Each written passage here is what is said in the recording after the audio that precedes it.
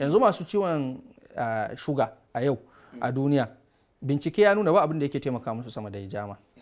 Masu matsalar hawan jini babu abin da yake taimaka musu sama da hijama. Akwai wani rubutu wata risala da wato abin nan Dr. Amir Saleh ya rubuta ta. Amir Saleh likita ne sananne, likita ne na zamani, consultant ne a zamanance, shine shugaban aljam'iyyatul amrikiya lil ulumi taqlidiyya, wato abin nan American Society for Traditional Sciences, wani cibiya ce babba, to shi ke shugabantarta.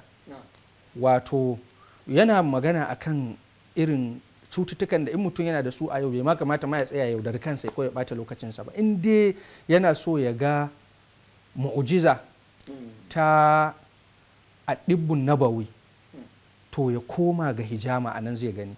Kamar wanda yake fama da matsalar shuga, kamar masu fama da matsalar hawan jini, da masu fama da shalalun nisfi hemiplegia din nan, da masu fama da abin da ya shafi irin nakaras, wato abin da a turanci ake cewa gout, masu fama da matsaloli na kumul, kaga har ma da yawa daga cikin masu kumul yau za a dinga kai su wuraren rukuya, ana musu rukuya da sauransu.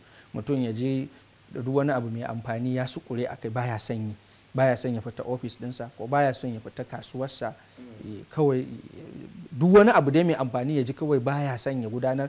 A ɗauka ma ko asiri aka yi masa ko kashi, yasa ma shi kumul da Hausa ma ake sa shi kawai zaman banza, ya fi son kawai ita zaman banza. Amma duk wani abu wanda zai amfane shi ko a duniyarsa ko a lahirarsa ya ji ba lalle ba ne ciwo, wato matsala ce sananniya wanda an santa a tarihi. To irin waɗannan matsalolin ba su da abin da ya wuce hijama. In mutum yana so ya ga mu'jiza ta annabta to ya neme ta a cikin hijama game da irin waɗannan wato matsaloli. Aske mai leƙa gidan kowa Afirka TV. TV3 tafarkin rayuwa.